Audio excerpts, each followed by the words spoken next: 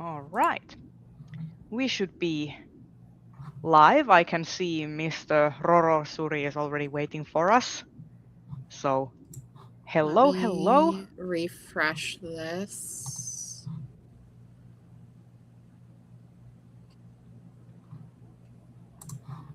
All right, we're live. Yippee! The great thing, like for once, no technical difficulties. No, I won't jinx it. I won't jinx it. Knock on wood. Be careful, because we might end, and then like you won't hang up, and it will just sit there for an No, no, hour. no, no, no. Don't put that. Don't put that into the world. Don't put that into the world. Okay, but yes. Hello, Mr. Roro. Hello, Joe. And we'll just start. We'll just get started. Hello, my name is Reija. If you have found my channel, you are watching Stitch and Bitch on the Bookfinch. And we'll start by introductions. So I normally read horrifically depressing nonfiction and equally horrifically depressing, but also kind of inspirational science fiction and fantasy, with a healthy sprinkling of manga, and I talk about all of those things in these live streams. Dai, will you go next with your introduction? Hi, I'm Diana. My channel is Bookish Die, and I also read a lot of depressing nonfiction. But I also read science fiction, fantasy, and the occasional mystery. Nice. Kelsey, will you go next? I'm Kelsey. My channel is The Fancy Hat Lady Reads. I read almost exclusively fantasy and science fiction. And finally, we have Rachel. Hi. My channel is Kalanati. Not that I really post anything in there anymore. I primarily read fantasy science fiction with a dose of comics, manga, graphic novels, and nonfiction. Oh, and romance. Yes. All right. Welcome to the June. Yes, I know how to count months. Welcome to the June Stitch and Bitch. It's the midsummer edition here in Finland. We had the midsummer festivities on Friday and Saturday. Like the solstice happened. We are enjoying a very sunny 9 p.m. here. Sun is still way up. And I guess next we can shortly describe what we are making. I'm actually not crafting anything today because my brain is melting from the summer heat. So I'm trying to keep my wits together and actually keep us a pace of this live stream and do my hosting duties. But I can show you my nail set, which is Pride themed. Yeah. So you have the gender fluid flag, you have the trans flag, bisexual flag, and then you have the non-binary flag, and finally the general pride flag. So that's my nails. Next week we have the Pride Parade in Helsinki, so I'm joining that. So need to represent all my colors. And Dai, will you go next? Yeah, I can't remember. I think I was working on this last time we met, but I am working on my shawl that is made up of yarn that I had left over from another project. I don't remember this. Or maybe you hadn't gotten to I might have started it after Stitch because I think I had just finished the lace shawl that I had been working on last Stitch.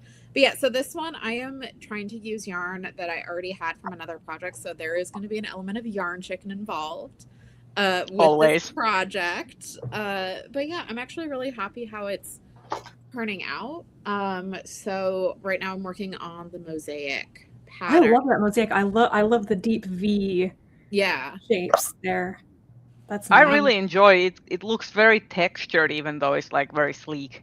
Yeah, it's very nice to touch.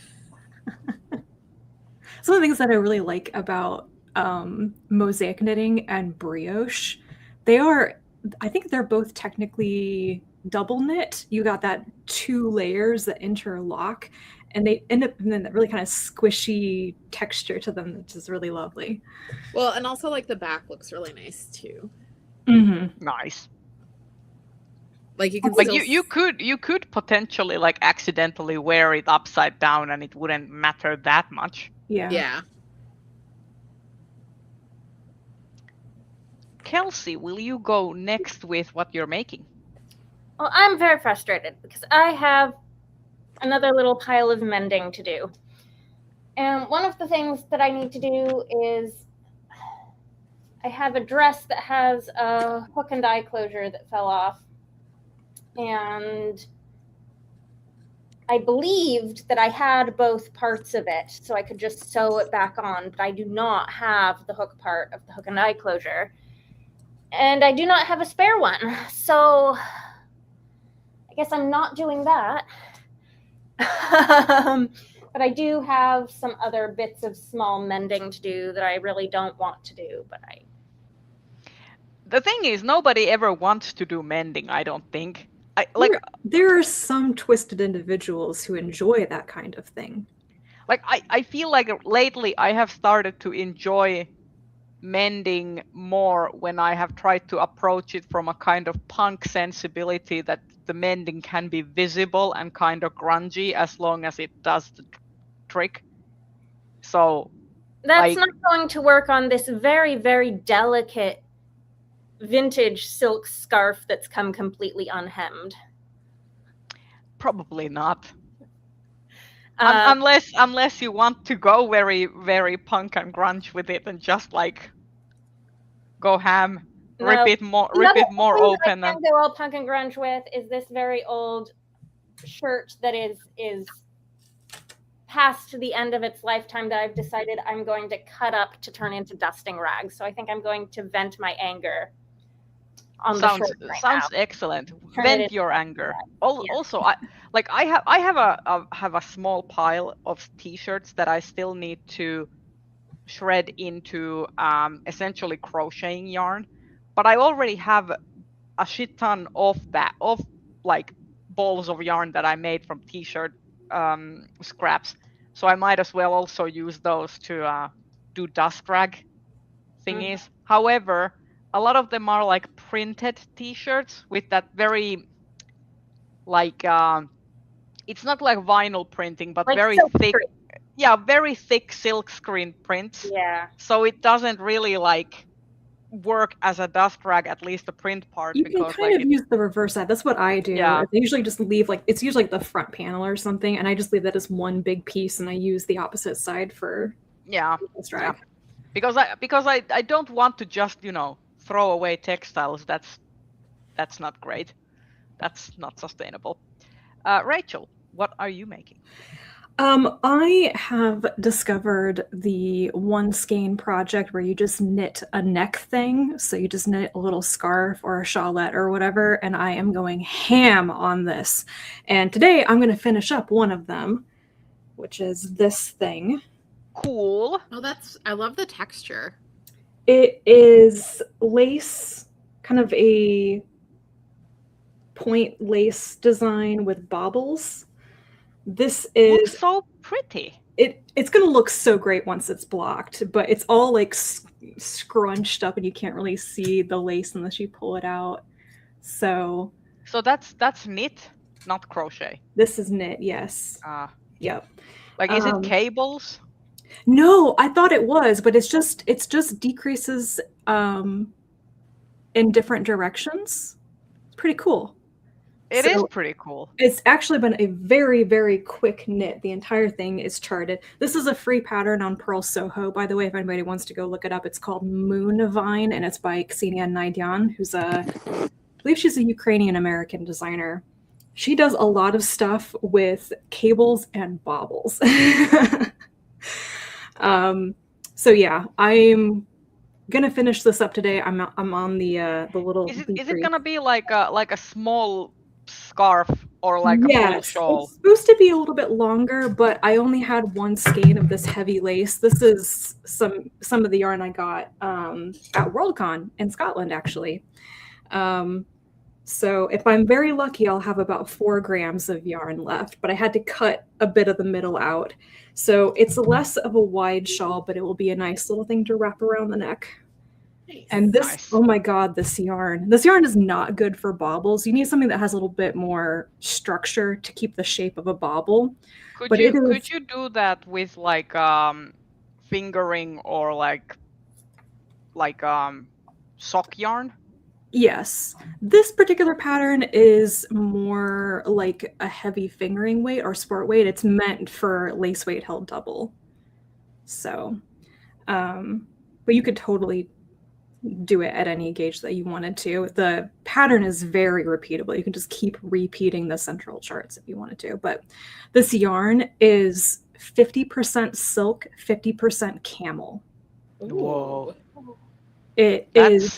That sounds expensive as hell. I don't have any idea how much I paid for it, and I'm not going to look it up.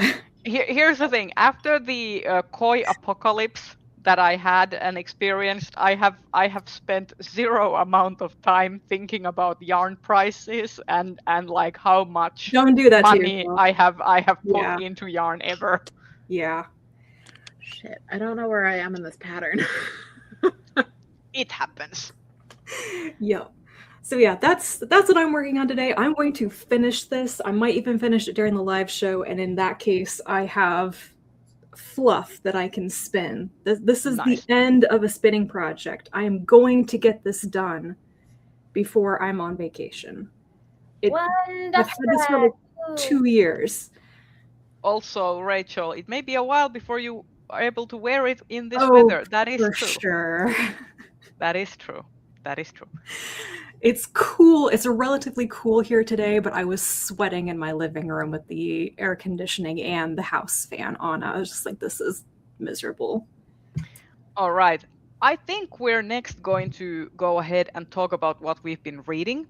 And I'm gonna go in reverse order. So we are starting from Rachel, going to Kelsey, then Di, and then I will finish us off with the reading. And then we can talk about all the things between sky and the earth, including pop culture and media. And sports. And sports. I completely forgot how much I had read since the last live show, because apparently I did actually read some of the Hugo nominees, and I forgot. You're a better person than I am. I have not done anything to advance my Hugo reading. Let's see if I can get through some of this a little bit quickly and try to remember what the heck I thought about some things. Can you tell I've not been taking notes? I'm so out of practice. This is why I always open up my Goodreads before we start and like go back to where the last live show was so I can see what I've read since then. Yeah, thank you. Yeah. I might as well do that. That is also what I do. I have many tabs, and one of them is the Goodreads. Like what have I been doing Yeah. with my life? Okay, I will attempt to be kind of brief here, since I know it's going to be a long list.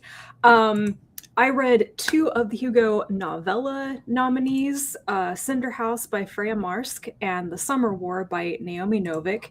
These were actually pretty interesting to read back to back to each other, not because I think they're terribly similar, other than having that kind of fairy tale retelling vibe to them.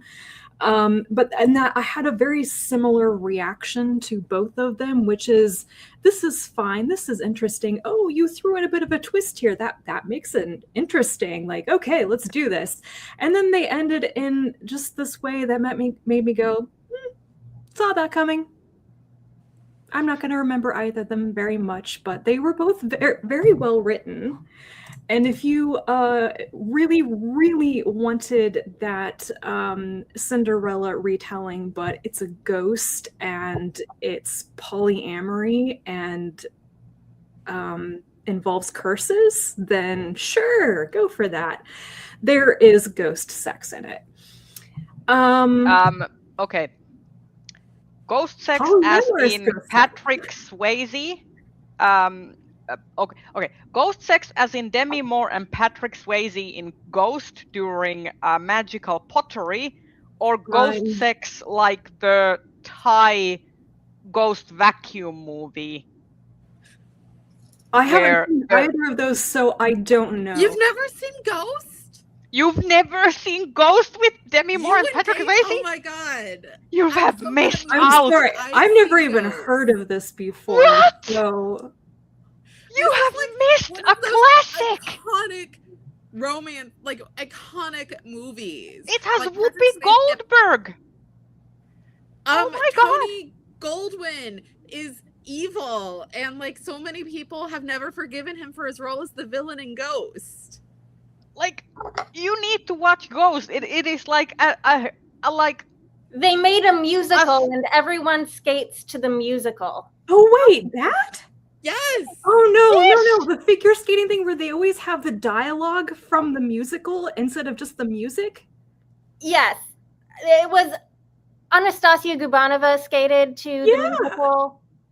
Okay. I thought that was a But the terrible movie music. isn't a musical. They just made a musical out of the movie. I am writing this down, okay? Watch.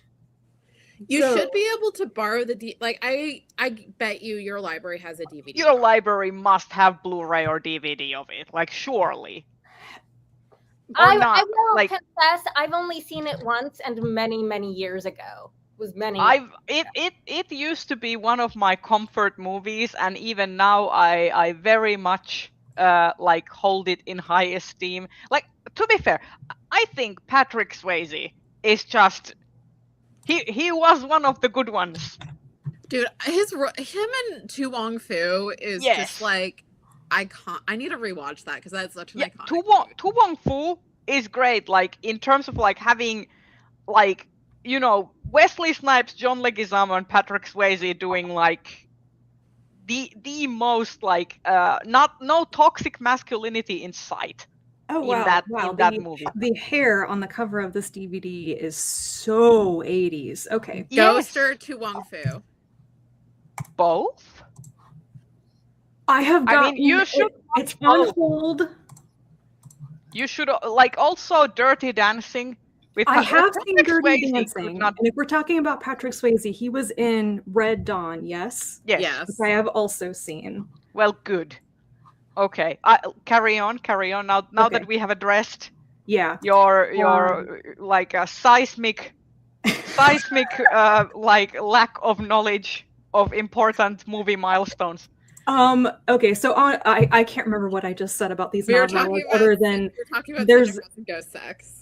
one of them basically ends in an inventive way for a throuple to have sex with each other, even though one of them is definitely dead and the other one is still definitely cursed. So, Okay, it sounds more like go. Well. I if I Happily ever find the Thai vacuum ghost movie, like in DVD, I'm forcing everyone to watch it. It's great. It's I humorous. do actually want to watch it. Yeah. Yeah, but it has Um, a ghost possessing a vacuum cleaner, yeah. and the vacuum cleaner is a real vacuum cleaner, not like a CGI vacuum cleaner. So they have it like in strings approaching the characters and doing vacuum things. Oh my god. Okay. But yes, go on. I can't. At the moment, I cannot remember what else is nominated in the novella category for Hugo's this year. But I can say that I'm going to talk these- about two of them when I'm reading. Okay, you'll remind me. But these two were fine. They were novellas. I obviously don't remember much about them, and I read them a month ago. So, yeah. Then I read How to Fake It in Society by KJ Charles, because this is the year where KJ Charles and Kat Sebastian have been coming out with multiple books and have been eating up these historical romances. In this one, a guy is pretending to be a descendant of the lady who was involved in that affair of the diamond necklace and Marie Antoinette, and he's hawking a painting that apparently proves that it really was, bought by her and worn by her.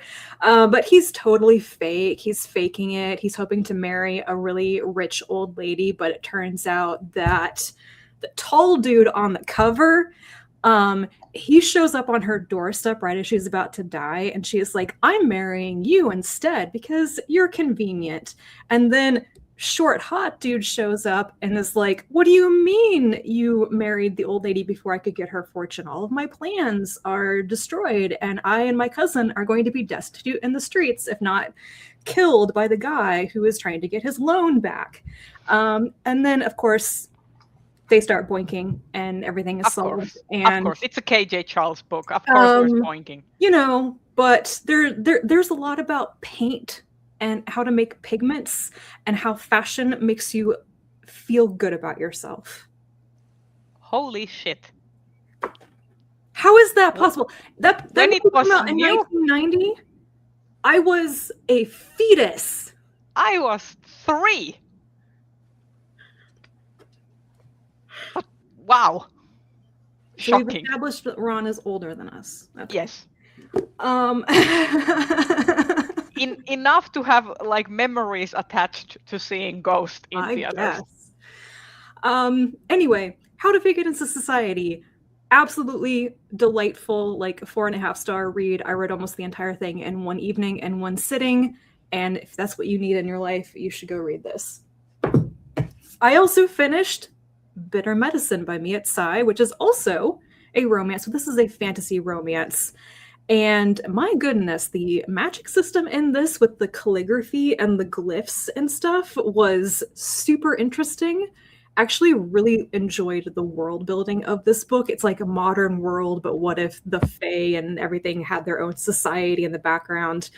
And one guy, the male love interest, is a half-elf fixer who works for Oberon and is extremely emotionally constipated because he's been very traumatized by Oberon, who I think we're supposed to assume that Oberon is his dad, but won't admit it. I don't know.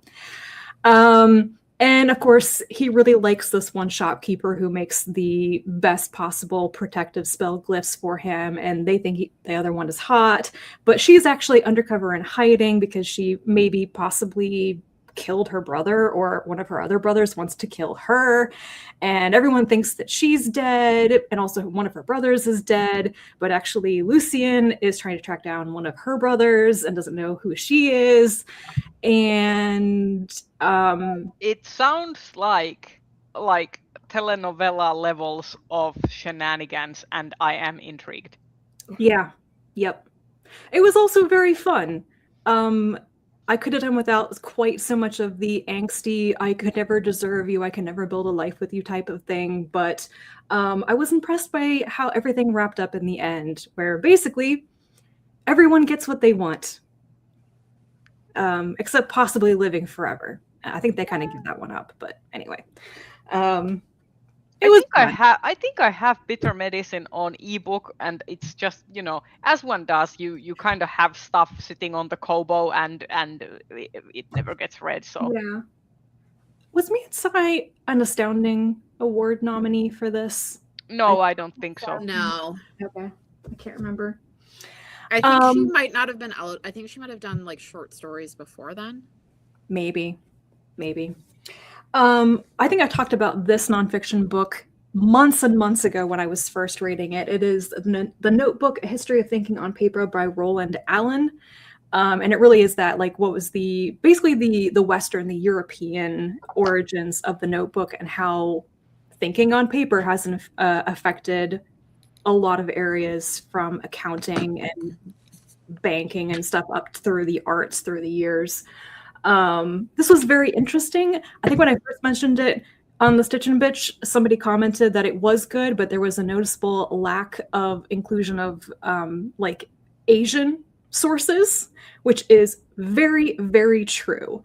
This is incredibly focused on just the influence of the origin of the Notebook and papermaking in Italy in the 13 or 1400s, I think, and kind of springing from that, and almost nothing beyond the mention of the origins of paper in Asia. It's interesting considering that in terms of like specifically notebooks and note taking, like for example, the like Korean method of essentially log keeping all of the kings and like emperors during the different like Goryeo and like Joseon dynasties and stuff. Like that's basically like hardcore note taking. My assumption is that the limits of this book is sort of like what the author's access to resources was and what his particular interest was, but also maybe the very strict format of the notebook in some ways. I wonder if other formats were used elsewhere, because it's pretty much excluding anything that isn't in the leaves, the sheafs of paper bound in a notebook sort of thing. But yeah, it was very interesting to read. There are definitely lots of bits of trivia and facts and interesting things in there about how things were before and after the introduction of cheap, affordable notebooks and such, and some of the fads, the trends of keeping journals and day books and stuff like that. It was very interesting, but I bet there's probably a whole nother book to be written just about other parts of the world than merely Europe and then like North America. So yeah, I mean like south like basically I correct me if I'm wrong, but I think there's like evidence of some kind of paper making in like most continents. I think so, yeah. Yeah. But it is also, like I said, it's focused on the notebook. So not just origins of paper, but like when it became packaged in a certain way that made it very portable and easy to store and take with you and stuff. So, but yeah, that's like the only thing I would probably ask more from that book is more of an explanation of what his limitations were in writing it, because I feel like there was a reason why he didn't talk about certain things. He just doesn't explain that. But before you go further on, I have to comment on Dai. Like, Luke, how does he let you brush him in such a calm manner? Oh, because Hermes always like tosses and turns and is a menace when I try to brush him. Like he will not sit still. Luke doesn't mind being brushed. Leia loves being brushed, and the only reason she isn't like shoving her head in to demand brushing is that I did give her a brush before the live stream. Yeah. I mean, Hermes also loves getting brushed, but he just gets so like intense about it that he's just he's just headbutting me and like rolling over, and I'm trying to find places to brush him, and he's just like he's not like that. Okay, Luke, Rachel, go on. Because Luke commits his crimes in other ways.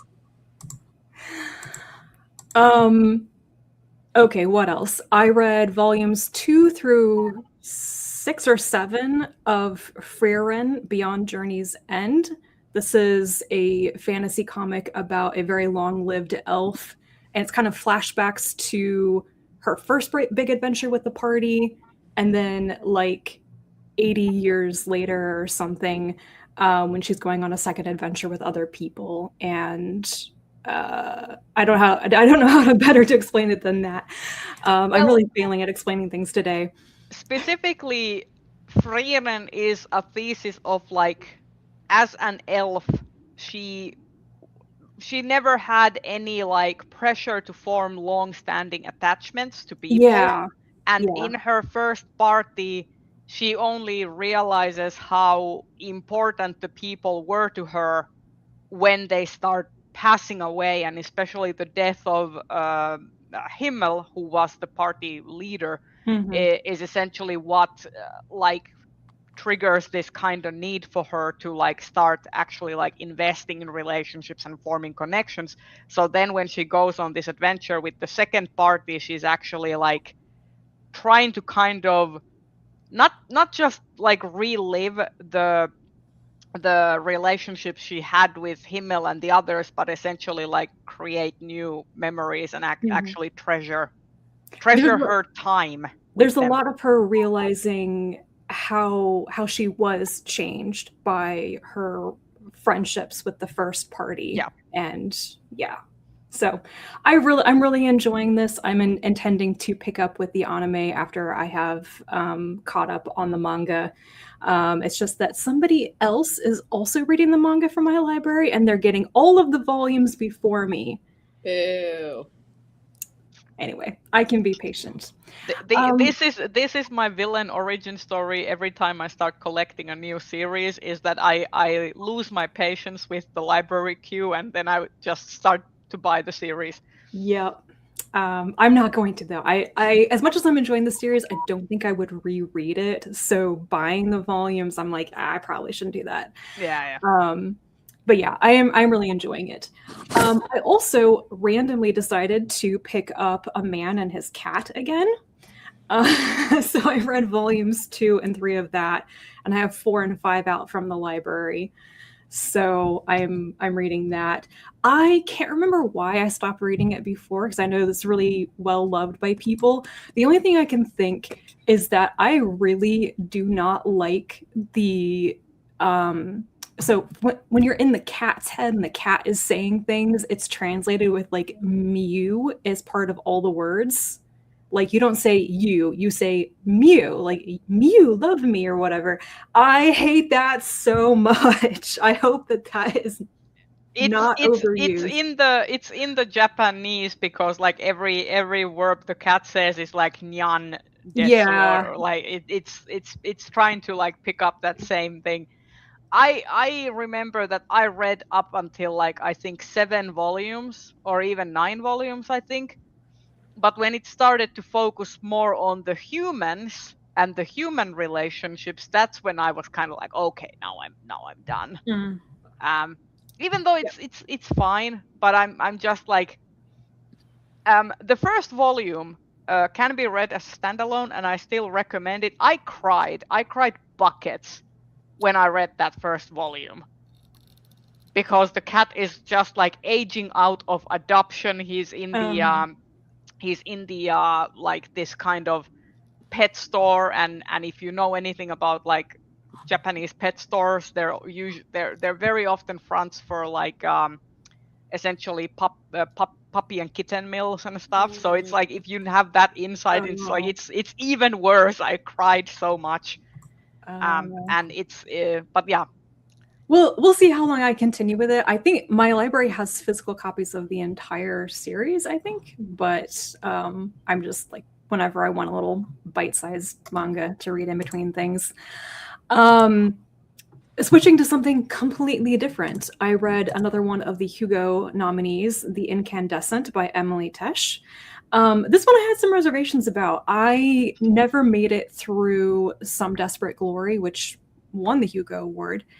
It was not my thing, and it was heavy in some particular topics that I just could not handle at the time. But I remember being kind of disappointed because I really, really loved her Green Man duology, which I read first.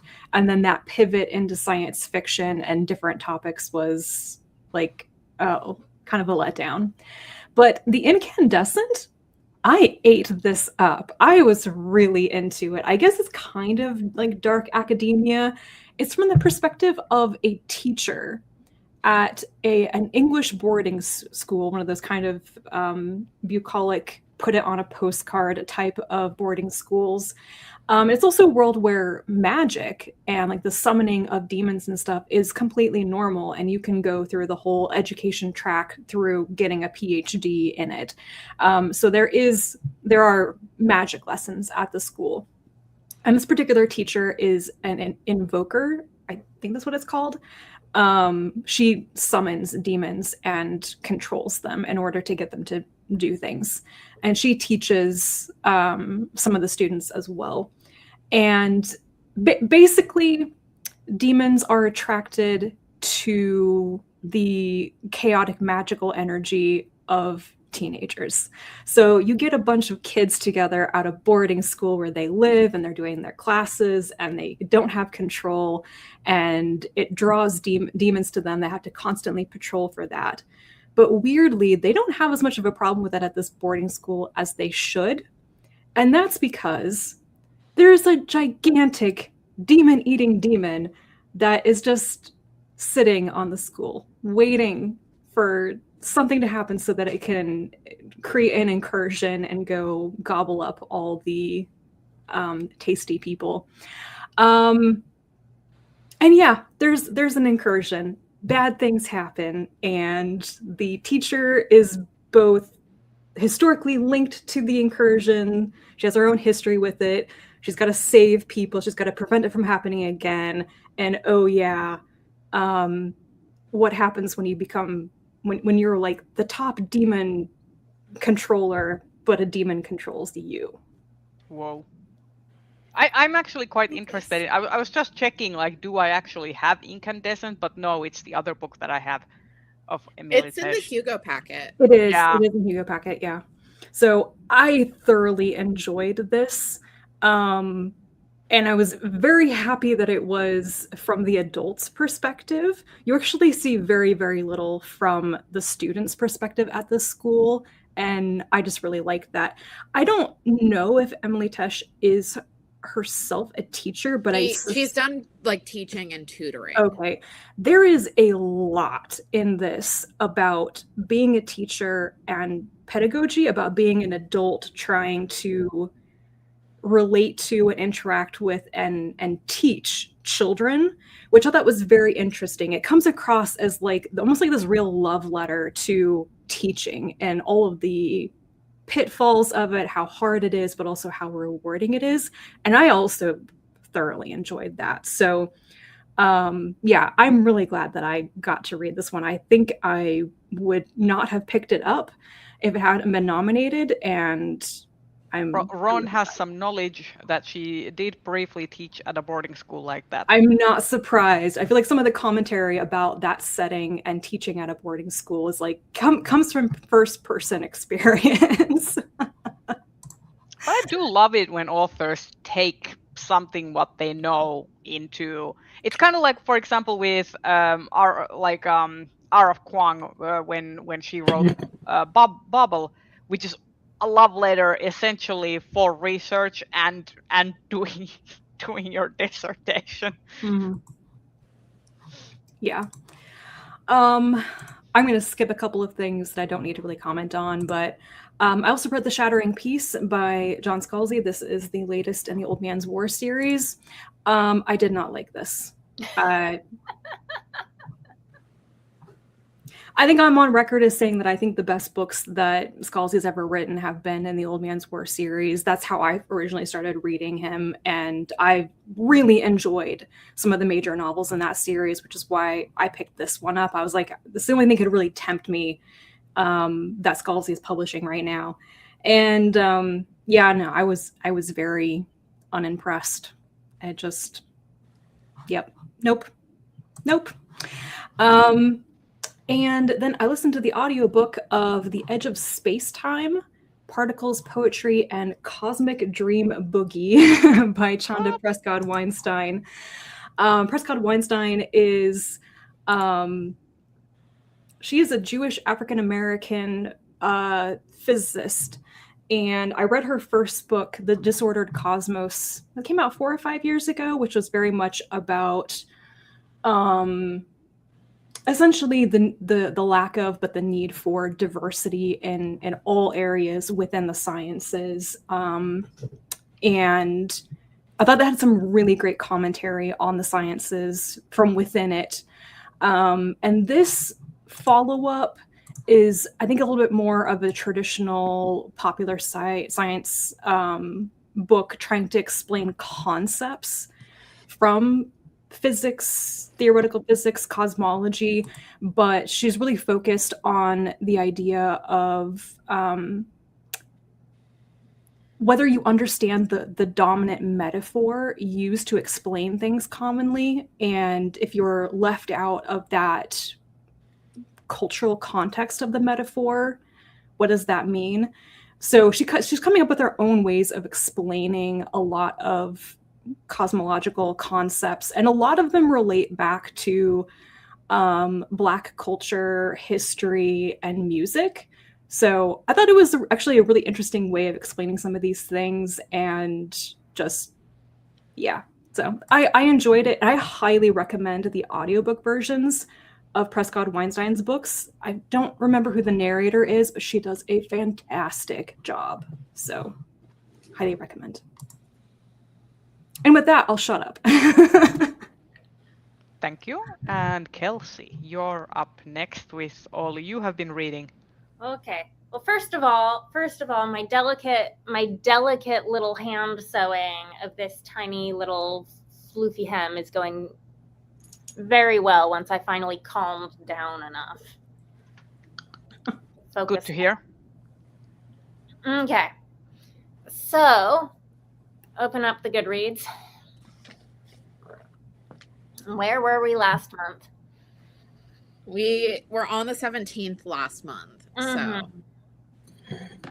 So I think I was in the middle of reading Green Teeth by Molly O'Neill, which I finished. This is an author who is nominated for the Astounding Award this year. This is her debut novel. This was, for me, the sort of fantasy book that, like, if I liked beaches, would be a beach read. Like, it's very undemanding in how it's written. And it just, like, ticks a lot of my boxes for, you know, folklore-filled adventure. It's absolutely not something I think I would have nominated for Best Novel if I, you know, had read it before nominations closed. But as, like, a folklore adventure friendship story, I thought it was pretty good. It was about a Jenny Greenteeth, which is a folklore creature that lives in a lake in, like, medievalish England. And she rescues a witch that gets thrown in her lake, and together with a goblin, they all three go on a quest to figure out how to defeat this, like, evil being that's taking over the village. And so there's a lot of sort of fae folklore stuff. And then it's got, like, a bit of an Arthurian twist by the end. I read just enough of this to hear one mention of the sword somewhere in Jenny's house, and I went, I know what that is. You know what that sword is immediately. And that is one of the things that, like, you're waiting for the sword to happen. You're like, okay, but when does the sword happen? Chekhov's sword.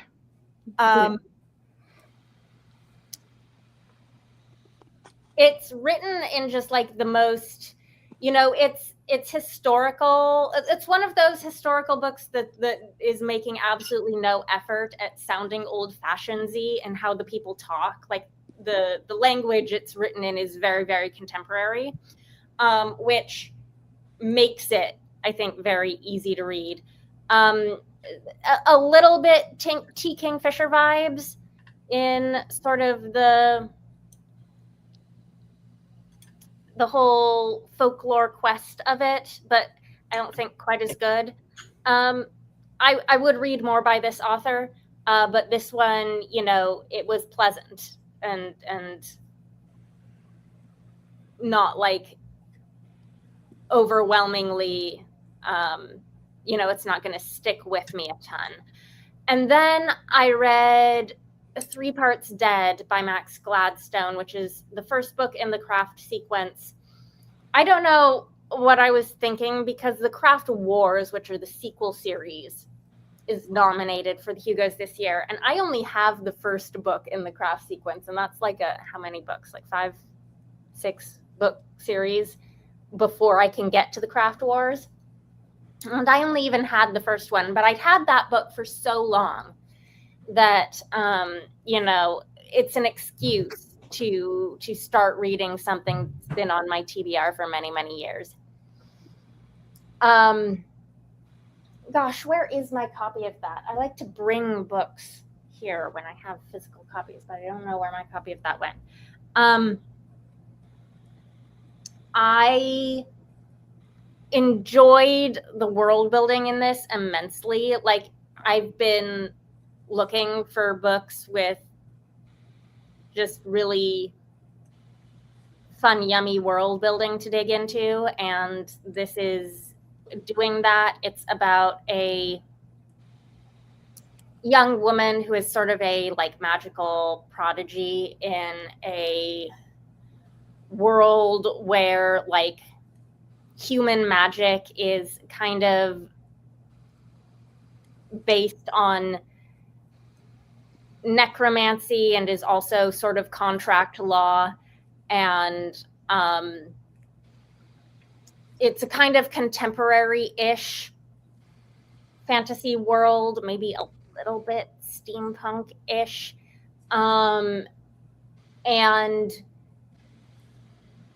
she basically simultaneously graduates and gets thrown out of the big magic school, and gets recruited by a woman from a big fancy craft firm to go on this job that they have to a big city that is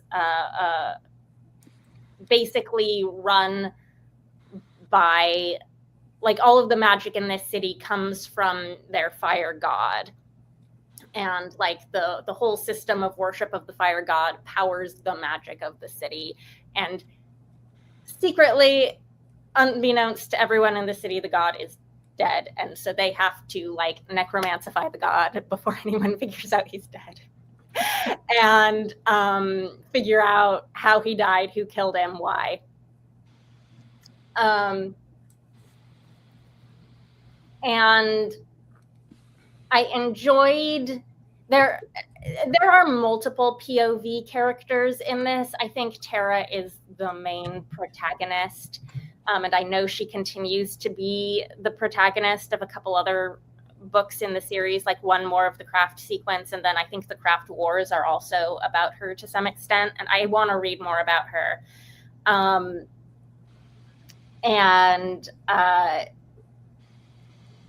Sort of thematically, it's about mentors, particularly like bad mentors versus good mentors, and the sort of damage that abuse of power from people who are in mentorship positions can cause. And I would totally read more Craft sequence, except I don't have the second book, and I don't think I can jump straight to the Craft Wars from here, so I'm sort of stuck. Has anyone else read the Craft sequence?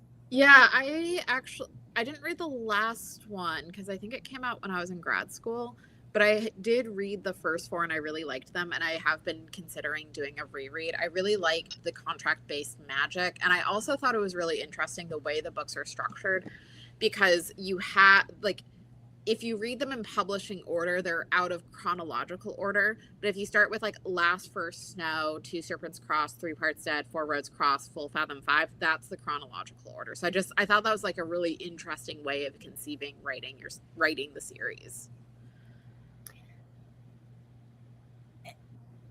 I have not considered going out of publication order. Like I feel like publication order is going to be right for me, but that I don't know if you can skip anything if you're just trying to get to the Craft Wars. I feel like you probably have to read, like if I were trying to speed run the Craft sequence to get to the Craft Wars for Hugo reading, theoretically, which I can't because I don't think my library has them, and I'd have to buy them somewhere. You can probably get them used pretty easily. Yeah, if I were going to order them online, which I might do. I'm kind of shocked that New York Public Library wouldn't have them. They have them in ebook only right now, and it's the ebook format I can't read. So it's not the Overdrive system. So like if I wanted to read them on my phone, I could, but I'm not going to read these books on my phone. I did. I think when Max Gladstone was nominated or won the Astounding, I think like the first three were all in the Hugo voter packet, like the first year that I voted. And I read all of the first three on my phone in like the EPUB format. I think that was the year before the first year I was a Hugo voter, so I don't have that. I looked it up. I don't have the voter packet from that year, so I don't have ebooks of any of them. But yeah, I could like interlibrary loan print copies. That would take a long time. I'm not sure which books, if like they're all required reading to get to the Craft Wars, or if you can skip some of them if you're just trying to get to the Craft Wars. So I mean, you can always just try and read a couple of chapters of the first book of the Craft Wars and see how it lands. I might do that, yeah. At risk of spoiling myself for all of the other books that I haven't read and still want to. That's the risk. Well, what's the damage that can happen in like 2 chapters? Yeah. So that's good. And then I read Bloodmarked by Tracy Dion, which is the second book in the Legendborn series. I read the first book a few years ago. And the third book is nominated this year for the Astounding. So I'm like trying to catch up. And I remembered so little about book 1. I mean, in terms of like all of the magic and the who are these people and what is going on. But I still had a really good time with the second book, possibly a better time than I had with the first book. Yeah, I read them so far apart. It's hard to do any sort of side-by-side comparison. The first book, I was really frustrated with a lot of the sort of YA tropes of it up until the end, when like everything gets explained and it has a very explosive ending. And I was like, yeehaw, this is great. But I was frustrated for most of the book, and it's a very long book. The second book, I enjoyed, I think, more most of the way through because it's more unpredictable. Like you don't really know where it's going, and it takes some kind of wild turns a few times. And I'm looking forward to reading book 3. So, Legendborn was about that basically Arthurian inspired. Yes. Does it have something to do with like reincarnation or something? Yeah, I did read Legendborn, so I was going to talk about that.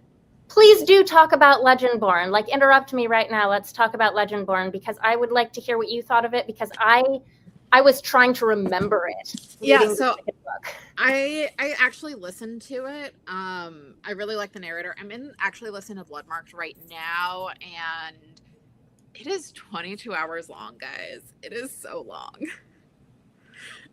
Wait, the sequel is 20 hours long? 22 hours. It's so long, guys. It's so long. How much is it on 1.5 speed? Or is that how much it is in 1.5 speed? On 2 speed, so it's going to be like 11 hours. Jeez, I mean, that's like the length of Babel. Is the first book in a YA series? Yeah.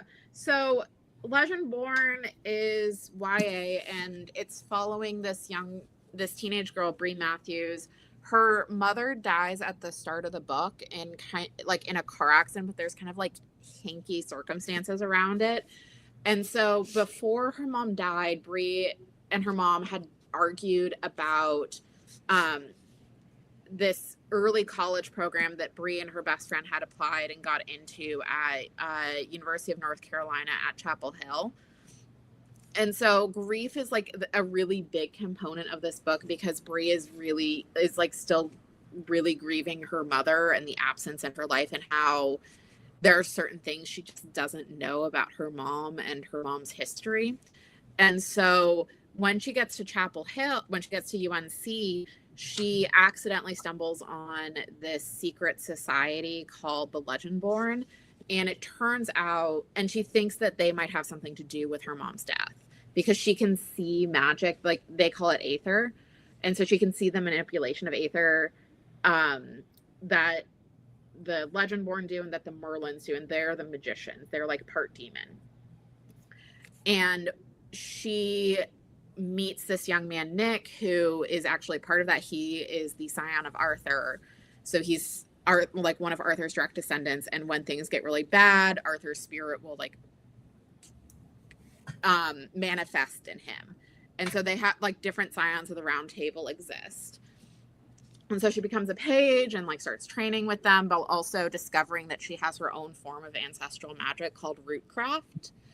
And that's like a specifically African-American magical tradition. So her therapist works Rootcraft magic. She meets another student who works Rootcraft. And so I really enjoyed this book. I do think the romance was my least favorite thing about it, which is not surprising for me. Why is there romance? Because it's a YA, like it's a YA novel. Like also, am I wrong? Am I Teenagers can do things without falling in love. That it specifically is a love triangle. It's a love triangle, what I've heard. Because it's Arthurian, and Arthurian stories tend to be love triangles. Yes. And I'm not going to spoil the end, but we do find out stuff about... Is it a love triangle or a love V? It's like, well, that's when a good question. I don't know yet, and I'm at the end of book 2. I think I've heard it referred to as a love tangle. Okay. That sounds even worse. Here's the thing.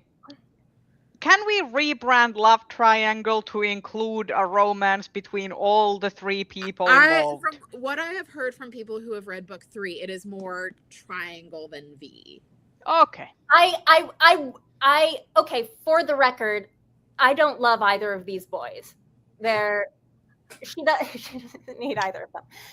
However, if it doesn't end up in a polyamory situation, I'm gonna be mad. I'm fine with love triangle, love tangle, whatever, but could we just have like decent male love interests? Can we be rooting for both of them instead of just I would also add, can we have decent male supporting characters or heroes who have actual friendships with female characters? We do have some dudes who are friends with our main character. Yeah, of course. I mean, just the general trend of the YA thing is that a lot of the time, especially like in the I feel like there's a shift happening now in the 2020s, as when in the 2010s it seemed like a female character cannot be in proximity to a male character without there needing to be some kind of romantic enmeshment happening. Well, it's actually funny because like one of my critiques with this one is like the insta love, like how it is, and it is kind of explained by some of the Arthurian shenanigans that are happening. But I also read Coffee Shop in an Alternate Universe by C.B. Lee because it's on the Lodestar, and that also kind of has insta love, but it's sapphic, so I didn't mind it as much because I'm just like, yeah, U-Haul lesbians are a thing, so it's culturally relevant. Like, you know what, U-Haul lesbians, U-Haul sapphics are a thing. I totally, and also like, I'll talk more about that later. But overall, I did enjoy Legendborn. I'm currently reading Bloodmarked because I'm also trying to get to book 3 for the Lodestar. All right, Kelsey, continue on. Okay. After Bloodmarked, what have you been reading? Okay, I was back on my Victoria Goddard train after Bloodmarked. I read Petty Treasons, which is a novella. Here's the thing with where I am with Victoria Goddard right now is I'm reading some of the shorter fiction, and I don't know what I count on Goodreads, because normally my threshold for when do I count a short fiction as a book on Goodreads and for other like social media purposes is it available as a solo print book? So like, is it a novella? Is it a novelette? I don't care if it's available as a print book on its own. I will count it as a book. However, these are indie published, and she sells all of her stories, no matter how short, as print books. You can buy them from her website. So I am going by like what I think is a novella versus a novelette or short story, and what I'm actually counting as a book. Petty Treasons is the one thing I've read of hers that I'm like, I am like dead sure this is a novella. It is a prequel to The Hands of the Emperor that is told from the Emperor's perspective as opposed to Cleopher's, and tells basically a bunch of the history of these two characters that we have already heard from Kip's side of things, but from the Emperor's side of things, and involves a good deal more of the magic that's going on, because he's the one who's doing all the magic. So it's not like, it's not a place to start, not a standalone story in any way, shape, or form. It is supplemental to The Hands of the Emperor. This is the one where I think it's like, oh, you read The Hands of the Emperor, but you really want to know what was going on inside his head. Yeah. The alternate view. It's all what, you know, backstory for The Hands of the Emperor. It's from like when Cleopher becomes his secretary up towards the negotiation of a treaty that we're told was very, very important. And it does a narrative thing for reasons where it's told like simultaneously in both first and second person. And I enjoyed it because I understood why it was doing that, but also in terms of it being a self-published thing without, you know, professional layers of editing, I was frustrated a couple times when like I think the switches didn't work right. Like I wanted a little bit more editing on this one. Were you reading this as an ebook or the print? No, I was reading a print copy because my library had print copies of this. One thing I will say about so I've bought all of the books so far that I've read in the series as ebooks from Victoria Goddard's online store, which is very nice. I like being able to buy ebooks directly from the author. But I have noticed that the one that I got from Kindle years ago had far fewer typos in it. The ones that came from her store have definitely lacked editing. I mean, I read a print copy. I have no idea, you know, how old a print copy it was. I don't know if like reprints have had more edits, but like, Rachel, you've read Petty Treasons, right? Yes. Yeah. Did the copy you read ever have sentences that lacked subject-verb agreement because it switched? Probably. Person too much. And like, because it is switching between first and second person, like constantly and pointedly.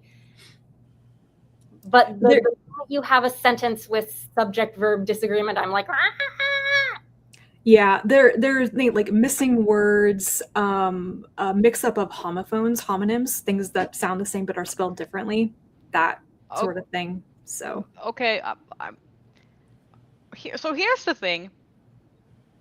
I do think like some kind of like editing and approach to legible writing is part of the quality of the prose. So now I'm questioning the like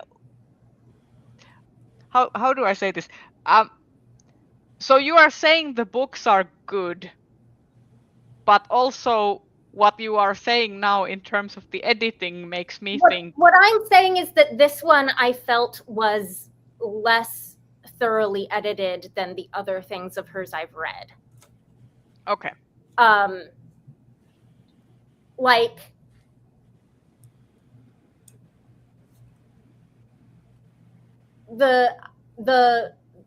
her longer books, you know, like The Hands of the Emperor is wildly long. It's a huge book. And in a book that huge, you expect to find like a few typos, even possibly if it's tradpubbed these days, because editing is crap in tradpub these days. And so, you know, there's nothing in that book that I would look at and say, oh, this needed another round of edits. Okay. Petty Treasons, I think, needed another round of edits for specifically this first-second person switcheroo thing that keeps happening. Mm-hmm.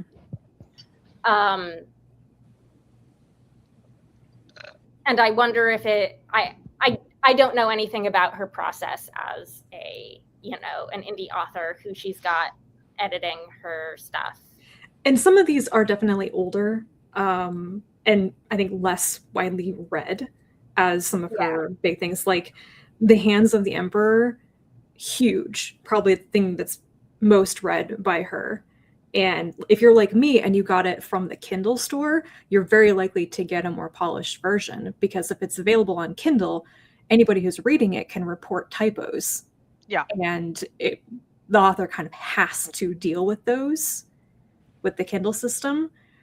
And that's why I think that my issue has been buying ebooks directly from her store. They're not coming from the Kindle universe where you can get updates or report into the system.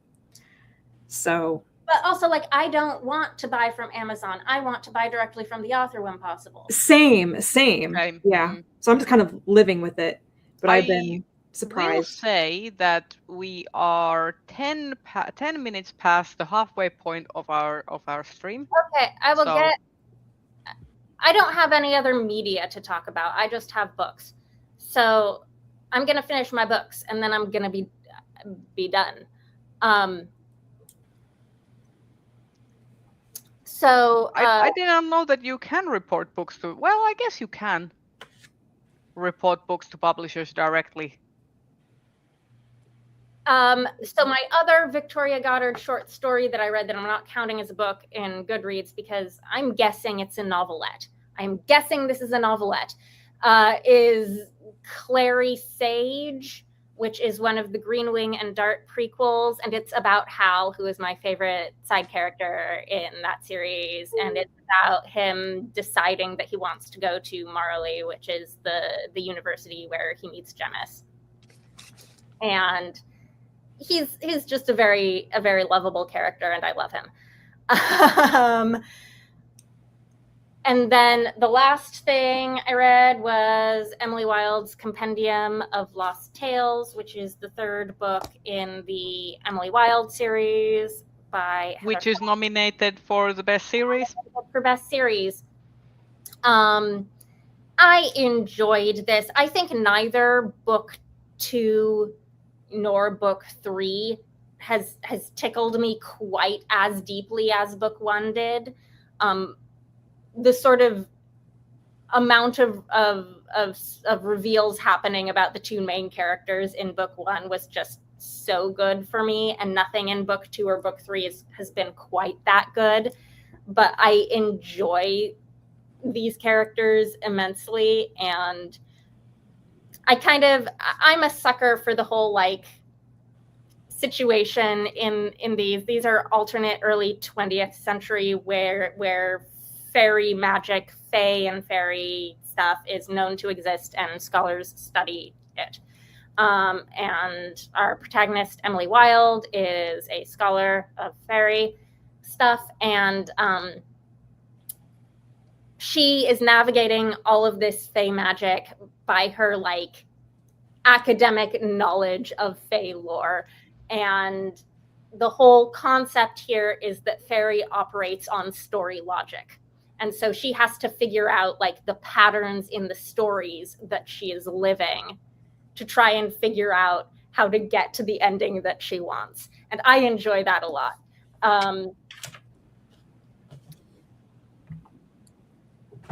Anyways, I thought this was a completed trilogy. Everyone thought this was a completed trilogy. And then apparently more books have been announced and there are going to be more books. I would say you could definitely end here if you wanted to. But apparently there will be more books, which is news. See, here's the thing. I have the first one once again on ebook. I just have like a shit ton of ebooks just like filling up the Kobo, and I never reach out for the Kobo. That's a problem. Anyway, Dai, you are so next. I have read quite a lot, so I will try and get through them pretty quickly. So I already mentioned Legendborn, so I'm not going to really talk about that. I read Moonlight Murder, the second detective auntie book by Uzma Jalaluddin, and I really enjoyed that. I think this is kind of like my new cozy mystery series now that Tita Rosie's is done. So we're following our main character again. She gets involved in another mystery, this time the mysterious drug overdose of a young man her granddaughter had a crush on, and she's trying to solve what happened to it because there's fishy stuff around it. It doesn't seem like it doesn't add up the way that it should. And she also starts digging into what happened to the death of her youngest son, which is something that gets alluded, like it gets talked about in book 1, but you get much more into who he was and his friends and what happened to him. And this one I think is also setting up kind of the big bad, like the ongoing and like antagonist of the series. So I liked it. I thought it was good. I had a fun time. I would definitely recommend this series. There's only 2 books so far to anyone looking for a good cozy mystery that plays with the kind of tropes of it.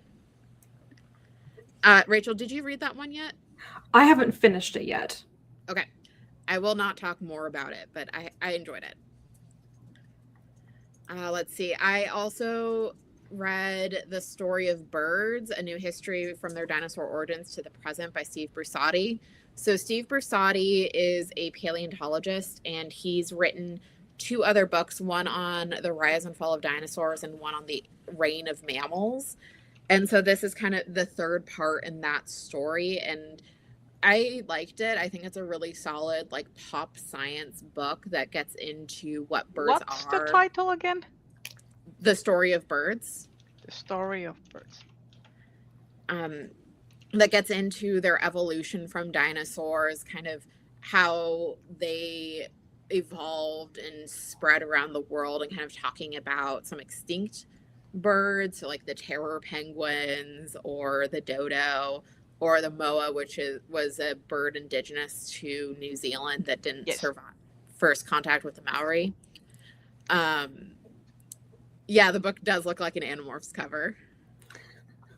And see, I've seen I just added it to my to be read list on Storygraph, and it has a more respectable cover than what I imagine an Animorphs cover looks like.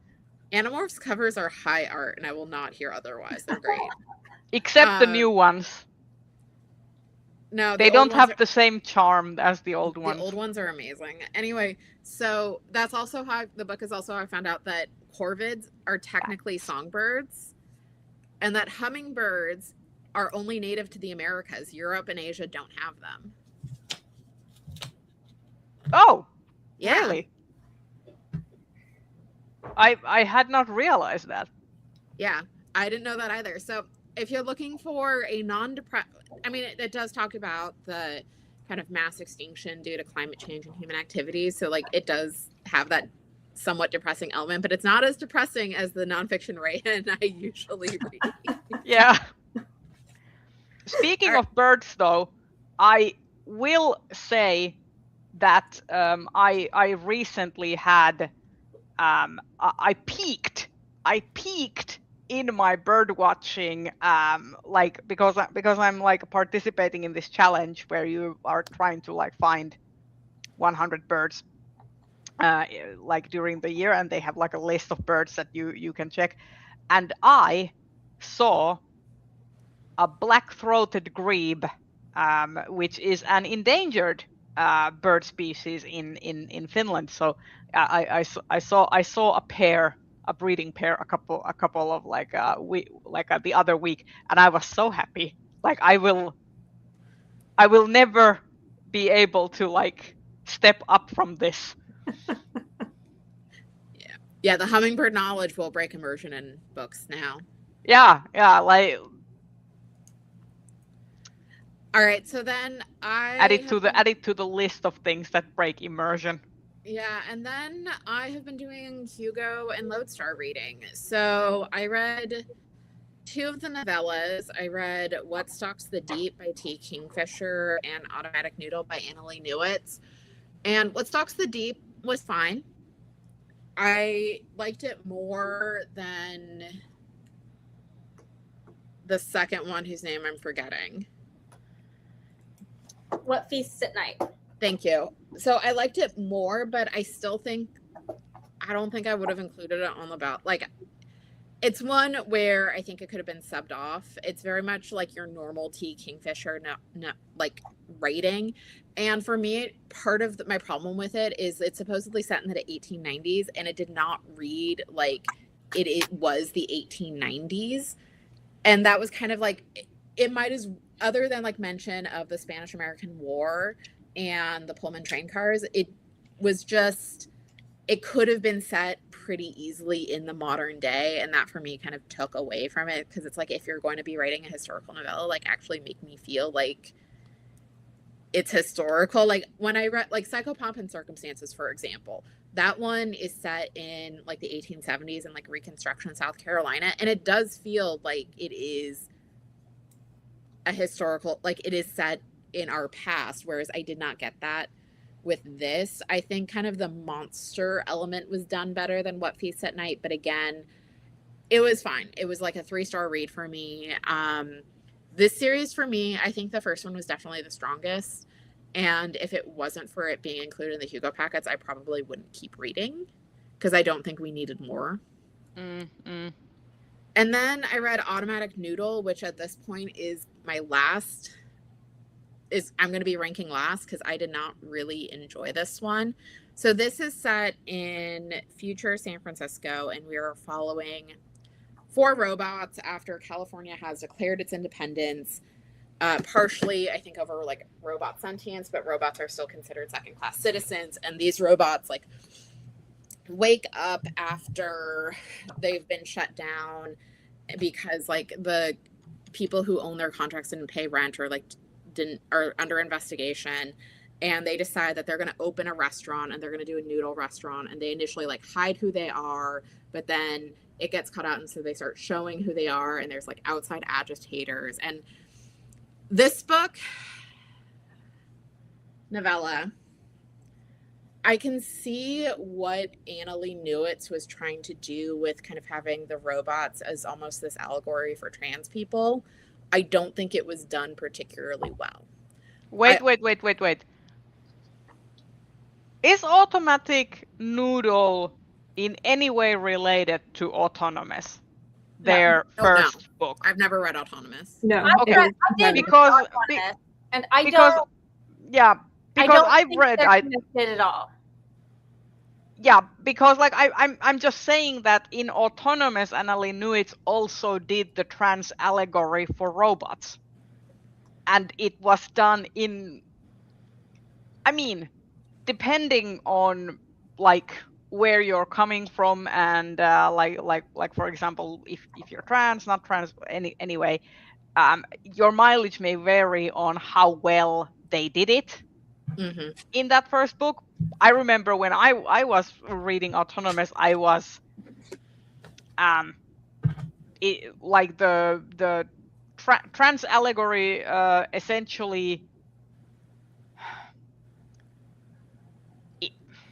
I feel like the trans allegory with robots is kind of at this point something I wish people would stop doing, because there are actual trans people that you could tell stories about. And I think, especially in the current climate, sometimes the kind of allegory for these things kind of hurts the individuals, Yeah, and I think because it can point to like kind of this dehumanization, essentially.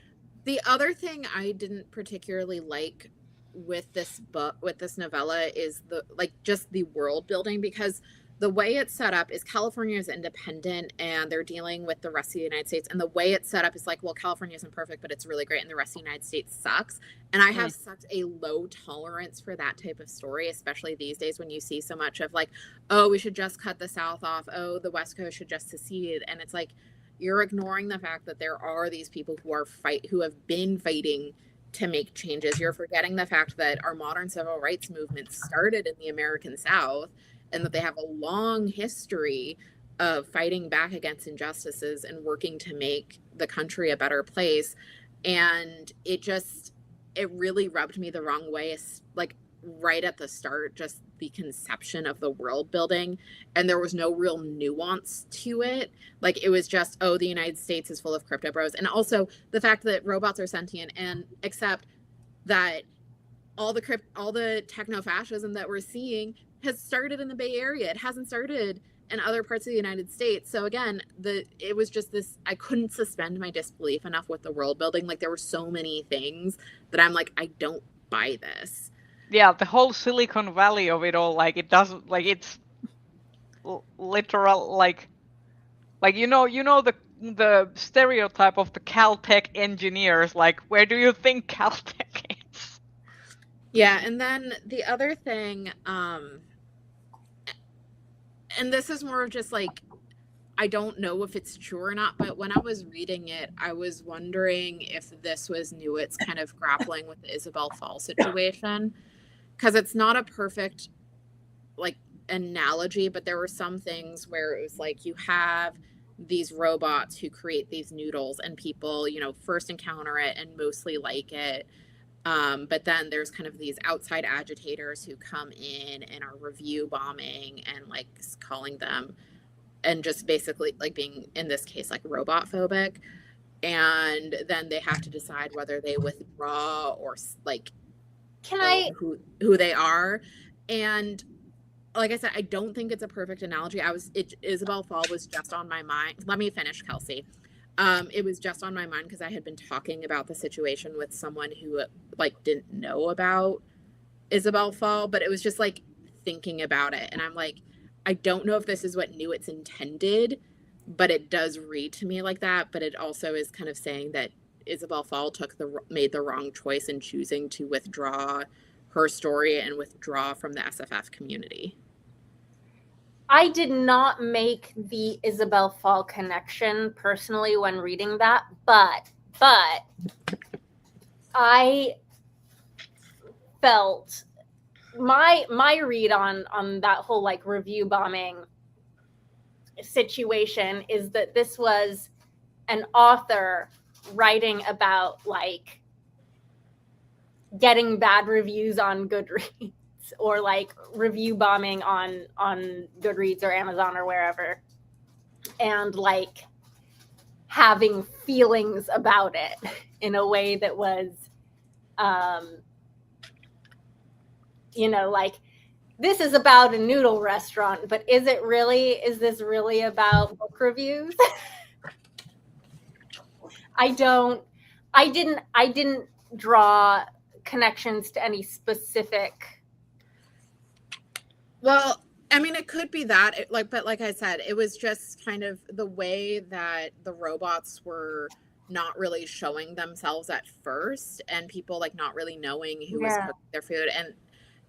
And like I said, Isabel Fall was just on my mind because I had been talking about her and the reaction to her story with someone recently. So overall, I did not really enjoy Automatic Noodle. It very much feels like a Hugo Darling story, like nomination for better or worse. Yeah.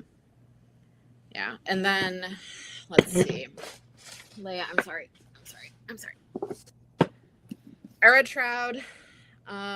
It was fine. I think I just don't really vibe with Tchaikovsky because I didn't like, I liked Alien Clay more last year. I did not DNF it like I did Service Model, so it's like somewhere in the middle. Basically, it's a story. There's like horrors of late stage capitalism, 2 women surviving on a planet filled in darkness. There's an alien, weird world building, weird kind of conceptions of Alien, which I feel is very par for the course with Tchaikovsky. I think his character work on this one was not good. I did not get a good sense of our main character for most of the book, which made it hard for me to connect with her and really buy in with, like, make me care about her and the other human character surviving. He did a better job with the alien character, but it was fine. I have been scrolling out on reading Shroud, and I was excited about this book, but I think maybe my problem is what you've just described is I'm having a hard time connecting to the characters and like caring. Like, yeah, why should I care? Yeah, and I think again for Tchaikovsky, I think he has a lot of like big ideas, and I think in Alien Clay the ideas worked better for me than here, but his character work is not my cup of tea. And I think again he's just someone who I wouldn't pick him up unless it was for the Hugo voting. Before you go on, just a quick note on Fall, that she allowed Helicopter Story to be reprinted in 2023 in the Big Book of Cyberpunk. I did not know that. I didn't know that either. That's cool. And then the last thing I read was Coffee Shop in an Alternate Universe, which is by C.B. Lee, which is out for the Lodestar. And it's basically these 2 teenagers who are both seniors in high school accidentally meet in a coffee shop that like through a portal to a parallel dimension, and they find that there are portals popping up and magic is leaking through because one of the worlds is more like ours and the other world has a lot of magic, but there are like these mana surges, which are kind of like earthquakes, and weird stuff happens, and they're trying to figure out like what's going on. So the girl in our world, Brenda, she's trying to get a scholarship so she can go to UCLA or another college because her family is working class Vietnamese. And then the other character, Kat, her mother died participating in this ritual to kind of stabilize the mana, and she's grieving. She is kind of butting heads with her dad and trying to avoid the kind of chosen one prophecy that's been attached to her family for over a century. And it was cute. I liked it. It was nice to read a YA fantasy where the teens felt like teens. Like Key Club gets mentioned in the first chapter, and I was like viscerally reminded of my time in high school, because while I wasn't in Key Club, I knew a lot of people who were because it looked good on their college applications. What is Key Club? What? What is Key Club? It's like a service organization. Maybe it's like a California thing. Like, what do you do? Is it like the 4-H club? No, 4-H like what do you is like do? raising animals. 4-H is like less. It's service. also raising trees. Key Club. It is an international student-led organization for high schoolers that aims to make a positive impact in their communities and the world. By doing what? Like community service. Okay, so you go like plugging and stuff. Or like doing trail cleanups, or like. Oh, okay. So its parent organization is Kiwanis International. So it's the high school affiliate. But yeah, I read it and I'm like, oh my god, I've not thought of Key Club since I left high school. Like, for me, that was a good sign because it's like, oh, this is actually like a high school story. I don't think it will be my top vote, but I did enjoy it. It was fun to read, and it's a book that I would definitely give teenagers. Nice. Do you know what is your top vote right now? I have only read that one, so. Oh, okay. Never mind then. But But I'm trying to prioritize what to read. I'm like really trying to make some progress on the best novel. So I did start The Raven Scholar on my flight home last night. I'm like a quarter of the way in. It is. I'm trying to like. This is one where I have some friends who really love it. I have some friends who really hated it, and I have some friends who are mid on it. So I'm trying to see where I'm gonna land. Right now, it is very readable. Like I was like, even though it's really big, I was able to read a quarter of it pretty quickly on like my 2-hour flight. But it's one where I think it's going to be one where if I look at the world building too hard, I think it's going to fall apart. But we will see how I feel after I finish this. Okay. Anything more, Dai? Nope.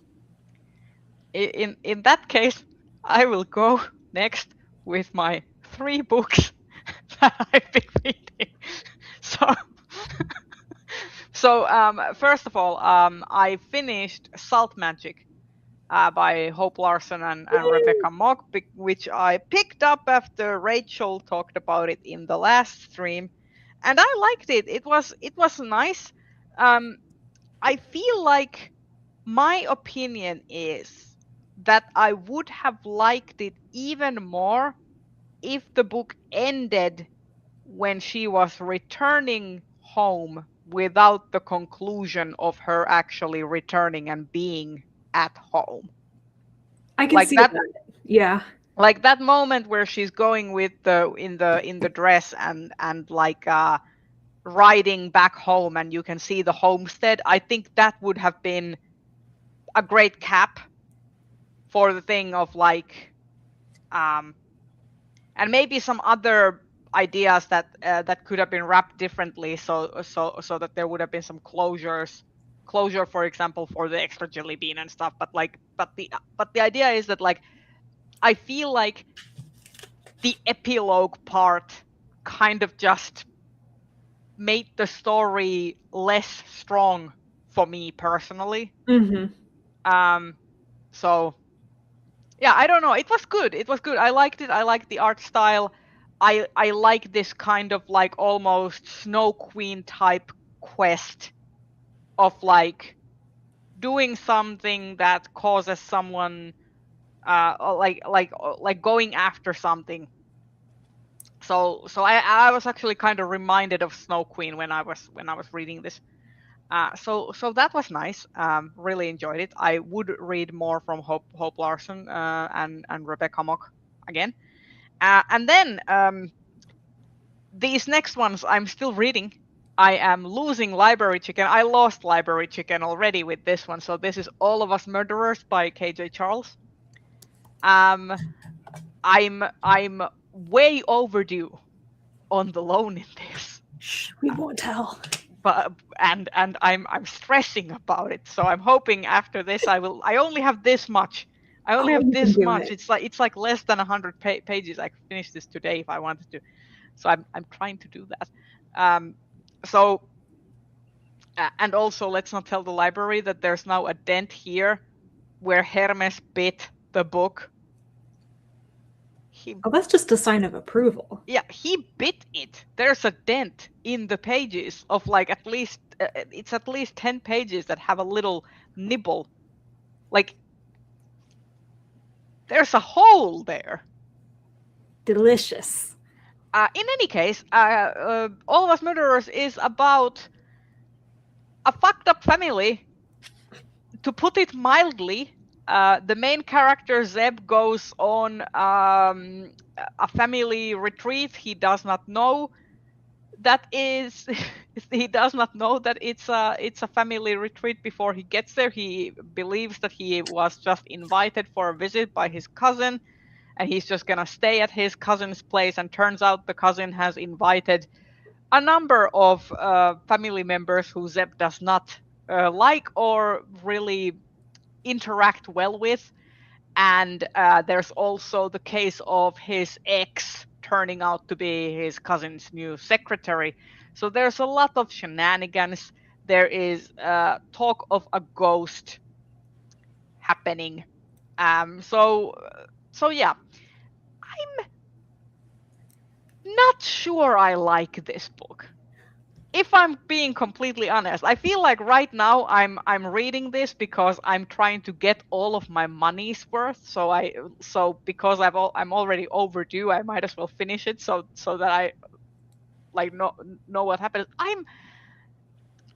The main characters, the main couple, they get intimate in the weirdest situations. Yeah. Like there's a murder just happens.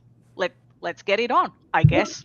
I mean, like someone's body is cold in the like anteroom somewhere, but you know, I that's feel like that's kind of KJ Charles though. If you've read some of the Magpie lore things, you're like, wow, these people.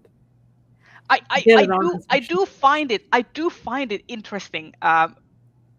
Like I'm not trying to spoil too much, but there's a specific scene where there has been a perishment of a person happening. And they specifically say that they did not initiate sex because it would have been weird because the person is like dead. And then immediately the next day they do, even though the person is still dead. The perishment did not go away. And I'm here reading it like this just like, okay then. So I don't know, a couple of hours makes a difference, right? Yeah. Meanwhile, I would have been just shitting bricks of like, what is going on in this house? And they're like, okay, sure, maybe it's a stress response, but I'm just like, and also like at points the characters are just constantly talking about their feelings in a way that is so like I was kind of being like, get on with it. Like I thought like as like it's so wordy. They have the same conversations about their feelings at least like 3 times. But in any case, it's going. I'm trying to finish it since I'm almost there, but I'm not too fussed about All of Us Murderers. And I know that you liked it, Rachel, but like I'm not too fussed. I mean, it's not for everyone. That's fine. And the wait, do libraries inspect books like rented cars? I hope not. I hope not in this case. It depends on the library and it depends on the person checking it in and looking at it. Both of the library systems that I use literally have a system where they've got like labels they'll put inside of the books that notes when damage was on them. Yeah. Okay, and the final thing that I have been reading, which is my second Losing the Library Chicken book, and I'm even more losing it because I'm not too far into it, is The Vulture Capitalism, How to Survive in an Age of Corporate Greed by Grace Blakely. Ooh. Which is essentially the tagline is free markets aren't really free, record corporate profits don't trickle down to everyone else, and we aren't empowered to make our own choices, they're made for us every day. It goes into certain things like for example how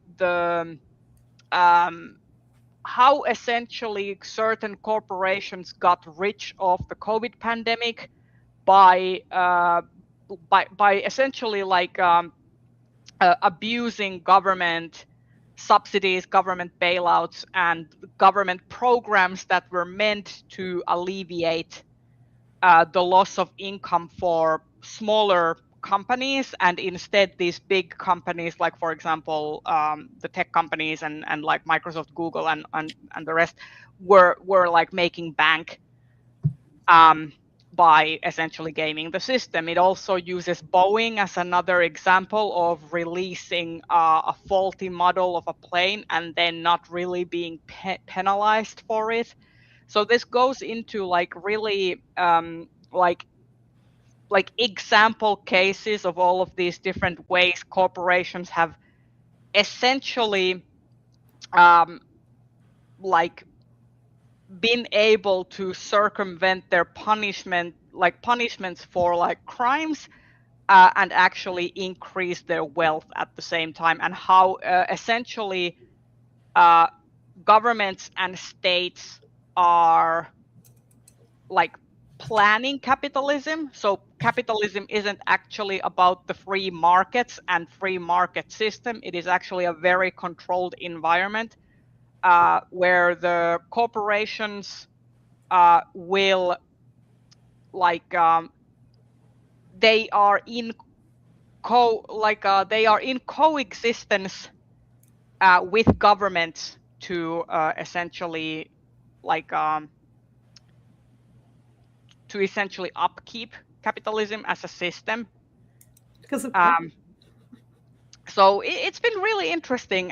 There's a whole chapter about Henry Ford. So if you do not already hate Henry Ford, you will hate him even more. Oh, I already hate him so much. You will hate him even more. This goes about his company towns in South America, and I was like, oh my god, Henry Ford was even worse piece of shit than I thought. Greg Grandin wrote a book on it called Fordlandia, which is definitely worth a read. I think I actually still have my copy from undergrad somewhere. I'm adding it. Like I hate Henry Ford so much. Definitely read Fordlandia. That goes more into kind of like the company towns they did. Yeah, so here it's essentially used as a one example in one chapter, but this goes like it talks about all of these different things. There's a there's also like the chapter of American-made sweatshops, so it essentially goes into the prison industrial complex and all of this kind of stuff. So I'm still in the middle of this, but it's actually very well written and researched, and it's accessible. Like this is a very accessible book to read in terms of how it's written. I just added that to my TBR. Yeah, I think I don't want to say you would enjoy Fordlandia, but it is like a book I would definitely recommend if you wanted to learn more about if I wanted to hate Ford more. Yeah, that's why I hate Ford. Here she is. Like I'm basically like Henry Ford might have might have buildings that are associated with his name, but I will forever remember him as the most highly decorated foreigner to receive a Nazi medal. So that should tell you everything you need to know. If you know nothing else about Henry Ford, there you go. He's the only foreigner. He's the only foreigner to receive the highest merit of honor from Nazi Germany. Incredibly anti-Semitic. Like he in the United States was one of the people who would popularize the Protocols of the Elders of Zion here. Like massive racist, massive anti-Semite. Just like if anyone is burning in hell along with Ronald Reagan, it's him. Yes. Okay, didn't know that. Yep. Well, that too. They should have kept it nationalized. Oh wow. Well, that was all I read to end in that sweet note of very depressing but also highly informative nonfiction. Do we want to talk about media? And personally, I do not mind if we do go a little bit over. The only media I've been watching is the Men's World Cup, and it's been there have been some CONCACAF games, and I mean that in both like the best way and the worst way. So CONCACAF is the football region of like North America, Central America, and the Caribbean. And like those games can be weird. There's weird reffing. Sometimes like the games are happening on like fields on an island that aren't really maintained. Like CONCACAF games like have the reputation of being weird sometimes. Like weird things happen. And like the Paraguay-Turkey game that happened 2 nights ago, like that was a CONCACAF game. Even though neither team were CONCACAF, the ref was CONCACAF, and that was enough to make it a CONCACAF game in a derogatory way. But it's also been interesting because this is an expanded field and people are like, oh, this is going to ruin soccer. But there have just been some really good games. Like Cabo Verde held Spain 0-0. And so like Cabo Verde essentially won. Like no one expected them to hold Spain scoreless. I want Portugal to crash out. I want Ronaldo to cry because he's the worst. Ronaldo is the worst. Like So I want him to never cry. Google like if you want to not meet your heroes, don't Google Ronaldo's controversies. Even yeah. I know about his controversies. Yeah, I'm not even a football enjoyer, but even I know about those. Yeah, so Mexico has made it to the knockout rounds, and then waiting for to see if Canada will make it. I'm pretty sure they will.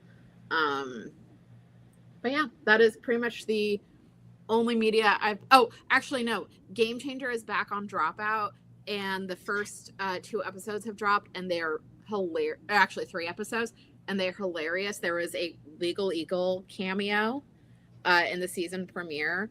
And the most recent episode, Ron Perlman showed up. What? Yeah. Just random Ron Perlman. And it was so, like, the premise of the game was funny, but also, like, Ron Perlman just being there was hilarious. Okay. Interesting. I have actually not heard about Widow's Bay before today, so It's thank you on, for introducing Apple. me. It's on That- Apple. I've heard good. I haven't watched it, but I've heard good things. It's like horror comedy, and the Yeah. showrunner used to work on Parks and Rec. Okay. Man. I might want to put that on my watch list then. If it's like Okay. horror comedy, I think I can stomach it because I can read gore and I can watch comics like that are gory and horror-y and horrific. But when it's like in movement, it becomes scary. I call that a success. Excellent. I Yarn Chicken won. wanted a 1 skein project and I basically have no leftovers. I bet that's like 1 gram. Oh my gosh. I can talk a little bit about some media that I have been enjoying or watching. Well, anyway, Witch Hat Atelier, of course. Yes. I'm of actually course. gonna go watch the newest episode that came this Monday that I have not had time to watch. That's 12, right? I think I'm caught up. Yeah. It's the previous Monday's episode. No, we're expecting this to be only 13 episodes, right? So tomorrow will be the last episode of the season, yes? I think so. Yeah. I'm like, what? No. It's gonna be a cliffhanger. It's gonna be a cliffhanger. You know it. Why You know it's can't gonna we be a do cliffhanger. 26 episodes. Why 13? Well, it's expensive. Oh, I know. And apparently they are greenlit and are currently, there's rumors at least that Bach Films are working on the 2nd season already. Good. But who knows? Nothing has been announced, like confirmed. Anyway, I've been really enjoying Witch Hat Atelier. The animation makes me like cry, though, like because it's so beautiful. Though I do like side eye the discourse, like, so people are pulling up like comparisons of the manga. Like, for example, Agot's hair is a thing. Like people are complaining that Agot has like this massive fluffy hair, and like they have essentially ruined it in the anime because Agot's hair is now more boyish and smooth. And I'm like, so there's this thing in hand-drawn animation where you have to redraw everything like to have movement, and you want to simplify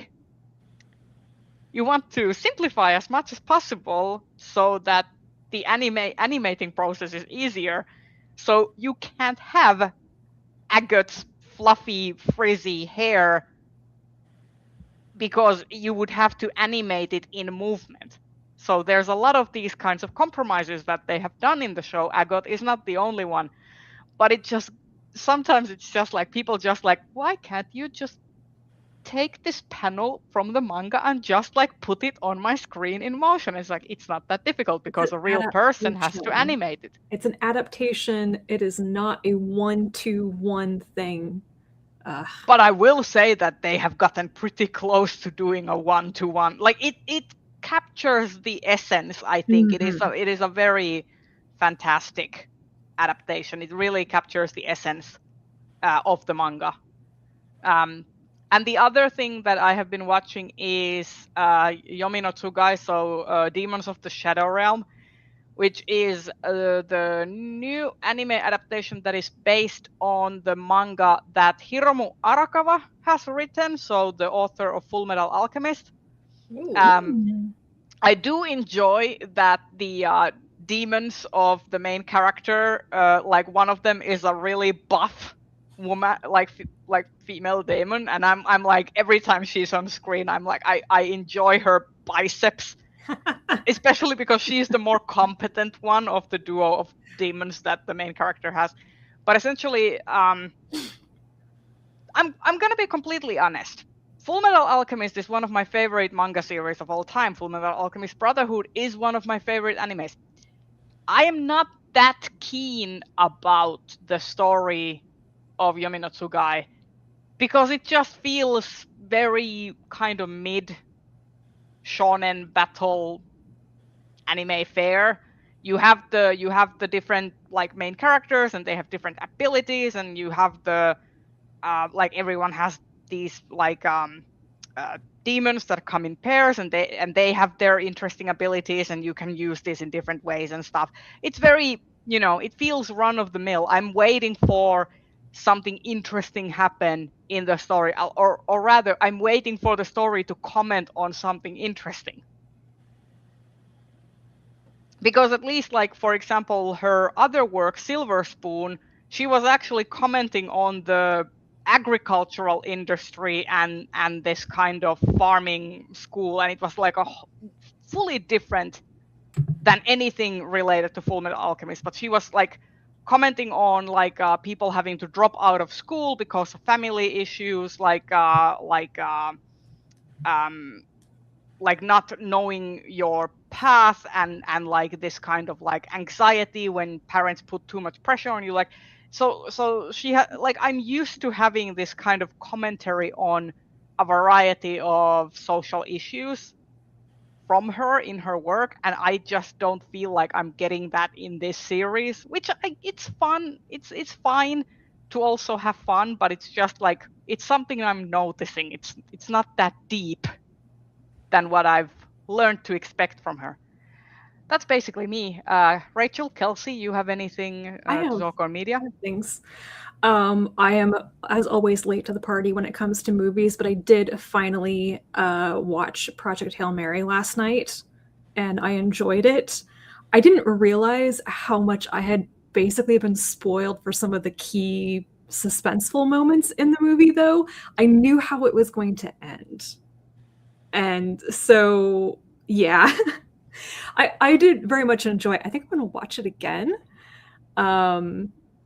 But yeah, there were just some moments in the movie where I was like, if I were watching this cold, knowing nothing about it in the movie theater, I would be a lot more emotional about this, and I wasn't. So, but I really liked it, and now I understand all of the thumbs up and amaze things that people are saying.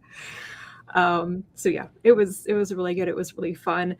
I will not rant about inaccurate scientific things and the fact that that is not how you establish communication with an alien species. I kind of wonder if the book goes into more of the thought process behind things that they just couldn't convey in the movie. But I had a number of points where I was just like, no. If you're going to establish Andy Weir based on numbers, you're going to do it in a very different way from a clock. I will also, Rachel, point out that the source material is by Andy Weir. I know, but I would expect him to have gone into some really in-depth, let's calculate the math of this stuff about a few things, and I'm sure that they just cut that from the movie. Some of the stuff from The Martian, for example, never made it into the movie adaptation. That is true. I actually did enjoy Martian, the book. So I enjoyed the book too, and then I thought the movie version blew it out of the water, and I'll never read the book again. yeah, that is also true. Kelsey, how about? Wait, I'm not done yet though. Go ahead. I don't have any media. Okay. Rachel, go ahead. Floor is yours. I'm almost done rewatching Apothecary Diaries. I don't know if I mentioned this last time or not, but I am super, super into the Apothecary Diaries. And even though I spend very little time on Instagram now, Instagram and YouTube only want to show me shorts of people doing Jinchi and Mao Mao cosplay, which some of it is really good. But I'm not sure how my algorithm figured that was the only thing that I want to see on social media right now. Anyway, I love the Apothecary Diaries. I can't wait for October and the third season and the movie and all of that. And completely different from that, my parents and I get together for dinner and we watch television every Sunday, and we have run out of things. So I said, what if we just rewatch all of Star Trek The Next Generation? And that's a very reasonable. Sure. My parents are actually kind of Trekkies. I know for a fact that they watched some of the original TNG episodes like live when they were first airing, back when they maybe sort of had television. It kind of blows my mind. TNG started airing in 1987, I believe. Yes, TNG is as old as I am. I would say it is older than my parents' marriage. So I was born during the hiatus between Best of Both Worlds 1 and 2. Oh, wow. Wow. And so I'm like, how did my dad, like, I know, like, I was a baby and he was young, but, like, that's a yeah. Don't think too like don't read too much into it. Yeah. So yeah, we are working our way through season 1, which is way more dated than I remember it being. Season 1 is rough. It's rough, and it's like every single episode we look it up on Wikipedia and we go, man, everyone agreed this one was racist. Man, I did skip I still haven't finished, but I'm like very slowly watching TNG in full for the first time, and I did skip that notoriously racist episode because the episode writer basically did the exact same episode for Stargate SG-1 in their first season. No. And I did watch that. I'm like, oh, this is really racist. Oh, I mean, considering when me and Rachel were watching Farscape, which kind of like then we phased out of watching Farscape. There were a few episodes in that first season of Farscape that had not aged particularly well, and I should think that they were probably quite racist even when they were aired. Yeah.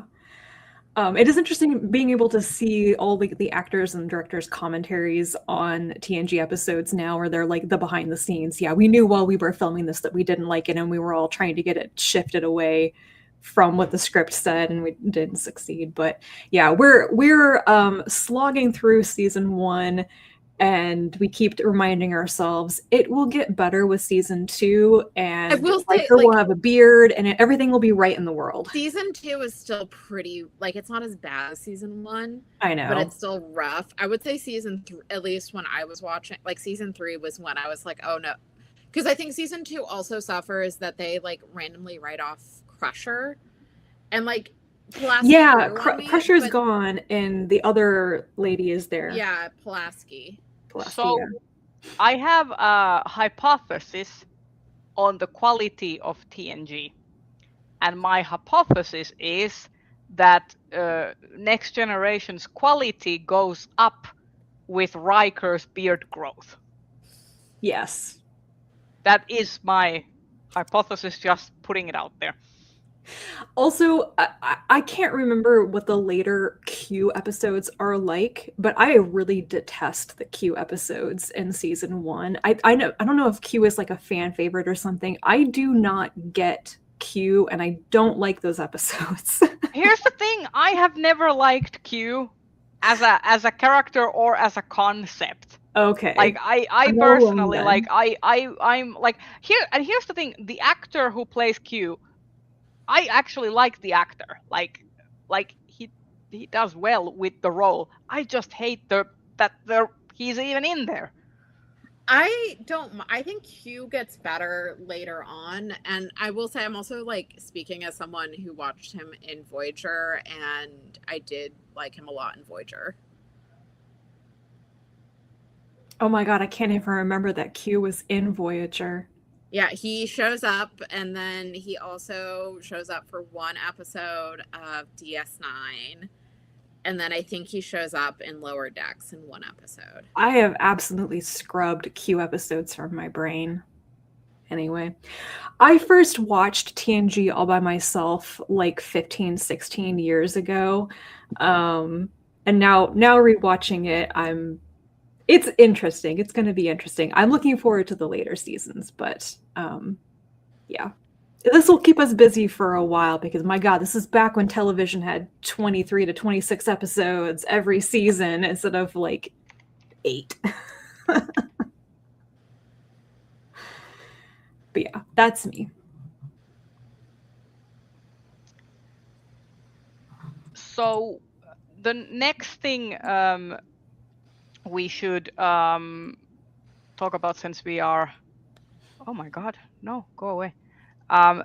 Is what are we excited for? I'm looking forward to Supergirl. I think Mr. Roro actually mentioned it in the very beginning of the stream. Yeah. So. But in terms of books, what do I have? I'm just gonna mention that I will have an anticipated releases video for the second half of the year that'll go on my channel sometime the end of this month. Good. You can tell me what to expect because I have no idea.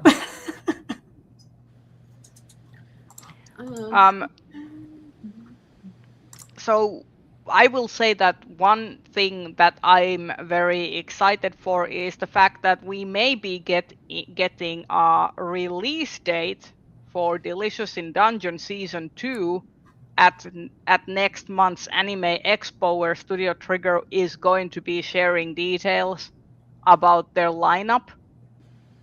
So fingers crossed that we'll get a release date for the second season, and hopefully it's like coming sooner rather than later, because I've been waiting. Yeah, I'm looking. I need to like reorganize what I'm looking forward to by year, because right now, or by month, because right now it is not, and I don't know what's coming out like the rest of June or early July. Let's see. Nope. A lot of stuff I'm looking forward to is coming out in September, which is not helpful to me right now. There was a lot of stuff that came out in May and June, like all my pre-orders came in. I think the next big thing on my list is A Trade of Blood by Robert Jackson Bennett, because it's the third in that series coming out in August. Yeah, I I'm think very excited. I have some pre-orders for July and August. I just went and tried to see like what Nivo is coming out with, and I saw that a new, like I have not yet read A Mouthful of Dust, which was the previous book in the Singing Hills cycle, and now there's A Long and Speaking Silence that has come out. So now I have 2 novellas that I need to pick up and read. One recent release that I am interested in reading is Seek the Traitor's Son by Veronica Roth, because I've heard like that her writing has really improved since Divergent, and especially with her adult writing. And I'm like very curious, especially since it's like it's been pretty hyped by publishers. And then I'm also like intrigued by her Divergent AU, because it's called The Sixth Faction, where it's her revisiting Divergent and doing some different choices. Interesting. I want to mention a new release that came out either earlier this month or last month. Anyway, my library's copies just came in, so I got my hold. And that is Villain by Natalie Zena Walschautz, which is the long-awaited sequel to Hench. I've been waiting for this book for like 4 years, because I read Hench in 2022. I think it was published in 2020. And it's finally here, and I started reading it last night. I'm like 20 pages in. Anyways, this is displacing all of my Hugo reading in my priorities, because I've been waiting for this book for like 4 years. And this is a super villain book. It's like immediately very angry right off the bat. I'm like, yes, let's go. Let's run things down. I mean, this is a blast from the past. Like I have a very similar vibe with what Kelsey is going through right now with Villain, but for completely different reasons. I just got in the mail this week my Blu-ray set of Vision of Escaflowne, which is an anime released in 1996 that I really enjoyed back in the day.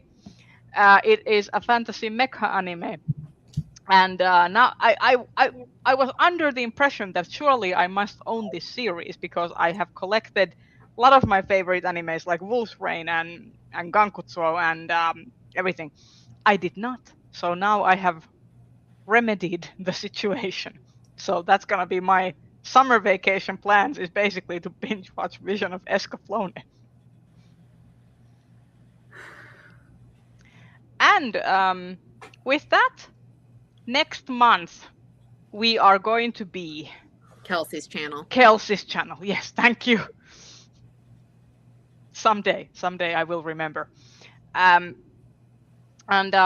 we will let you know when the next live show is, when we know when the next live show is. And thank you everyone for joining to watch, and we'll see you next time.